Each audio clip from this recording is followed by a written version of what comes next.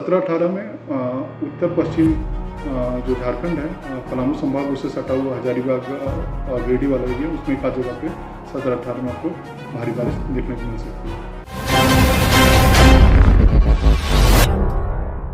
मौसम विभाग ने रांची समेत 16 जिलों में भारी बारिश अलर्ट जारी किए हैं। आपको बता दें कि मौसम विभाग ने अनुमान लगाया है कि 18 तारीख तक लगातार जोरदार बारिश होती रहेगी। आइए आपको सुनाते हैं अभिषेक आनंद, मौसम वैज्ञानिक, क्या कह रहे हैं। में काफ़ी कंडूसिव इन्वायरमेंट बनता है वज्रपात होने के। एक आप जानिए कि छोटा नागपुर प्लेट्यू है, वो एक हाइट पे है और उसके हाइट पे होने के कारण जो थंडरस्टॉर्म वाले बादल हैं उनको ज़्यादा ऊपर में नहीं जाना पड़ता है। दूसरा, आप देख रहे हैं कि इस बार काफ़ी मॉइस्चर अवेलेबिलिटी है जिससे बादल बन रहे हैं। अगर बादल बन रहे हैं तो थंडरस्टॉर्म वाले बादल भी बनेंगे। तीसरा ये है कि झारखंड में आप अगर जंगल की बात करें तो काफ़ी जंगल है और उस कारण से भी आप देखते हैं कि उनके से भी इवोपरेशन होता है या उन एरिया में भी आपको थंडरस्टॉर्म लाइटनिंग के केसेस ज़्यादा देखने को मिलते हैं। साथ में जो खनिज पदार्थ है जो झारखंड में है, जो मेटलिक ओर्स हैं, उनके कारण भी जो लाइटनिंग है उस इलाकों में आपको देखने को मिलता है। तो इससे लोगों को बचाव थोड़ा सा करना चाहिए। जब थंडरस्टॉर्म लाइटनिंग हो रही हो तो पेड़ के नीचे, इलेक्ट्रिक पोल के नीचे ना रहें। आप फ़ोन या इलेक्ट्रिकल डिवाइसेस यूज़ करने से बचें। ऊंचाई वाले स्थान में जाने से बचें, जैसे मान लीजिए पहाड़ है या आसपास का सबसे ऊंचा बिल्डिंग है, वहाँ जाने से बचें। कई बार क्या होता है कि जब बारिश हो रही होती है तो सबसे घना और ऊंचा पेड़ के नीचे लोग ठहर जाते हैं, तो उससे आपको बचना है, क्योंकि अगर उस एरिया में थंडरस्टॉर्म लाइटनिंग गर्जन वज्रपात होगी तो उसी पेड़ में होने की ज़्यादा संभावना है। तो आपको थोड़ा सा प्रिकॉशन लेना पड़ेगा और बाहर में हैं तो कोशिश करें कि आप सुरक्षित स्थानों पे पक्के मकान के अंदर में ही शरण लें। अगर कुछ भी नहीं है तो आप उकड़ू पोजीशन में ज़मीन में अपने टखने सटा के, कान बंद करके अपने आप को छोटा प्रस्तुत करें, उससे भी बचाव हो सकता है। तो अब इतना ही करने से ही 70 to 80% जो डेथ है उससे बचाव हो पाएगा, क्योंकि अभी भी अधिकतर डेथ आप देखिएगा अगर पेड़ के नीचे हैं या पानी के स्रोत के आसपास हैं, तो इस समय पानी के स्रोत के आसपास भी जाने से बचना चाहिए, क्योंकि वो भी कंडक्टर हो जाते हैं। तो ये बेसिक उपाय करेंगे तो उससे ही काफ़ी जो लाइटनिंग डेथ हैं उससे बचाव होने में मदद मिल सकती है।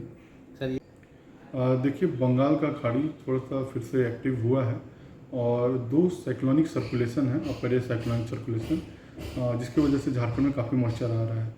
एक जो दक्षिण पूरब बंगाल की खाड़ी में बना हुआ साइक्लोनिक सर्कुलेशन है और दूसरा है नॉर्थ ईस्ट बांग्लादेश में एक साइक्लोनिक सर्कुलेशन है। इसकी वजह से काफ़ी मॉइस्चर झारखंड में आ रहा है। कल में अगर आप देखिएगा तो 14 तारीख में एक लो प्रेशर था जो कि दक्षिणी उड़ीसा और उससे सटे हुए उत्तरी आंध्र प्रदेश, तेलंगाना के पास में था। उसके वजह से भी कल में भी काफ़ी मॉइस्चर आया।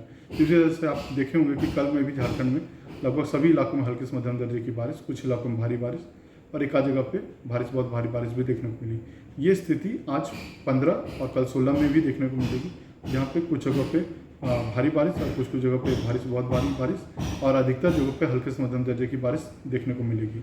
और अगर 15 तारीख की बात की जाए तो दुमका, देवघर, जामताड़ा, गिरिडीह, धनबाद, इन जगहों पे भारी से बहुत भारी बारिश का ऑरेंज अलर्ट है।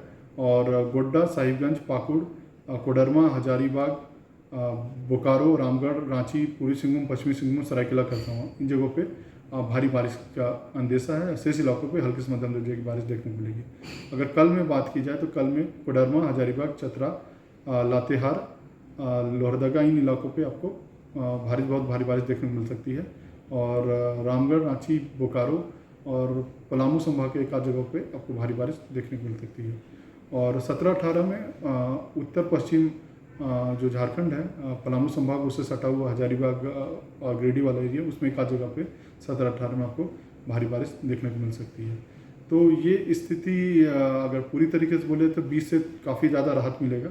एटलीस्ट 15-16 के बाद से ही थोड़ा सा बारिश का क्वांटिटी कम हो जाएगा।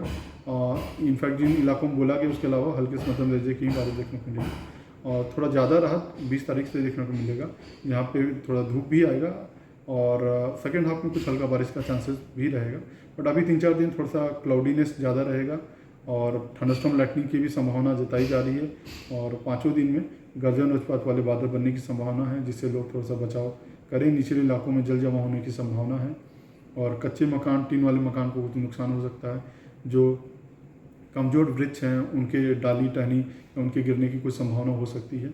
और इस समय में लोग नदी नाले और जल स्रोत के आसपास वाले एरिया में थोड़ा सा जाने से बचें और बेसिक जो प्रिकॉशन है उसका आप फॉलो करें। निचले इलाकों में खासकर जल निकासी का प्रबंध कर सकते हैं या एडमिनिस्ट्रेशन का मदद ले सकते हैं, तो उससे आप थोड़ा सा इससे बचाव कर पाइए।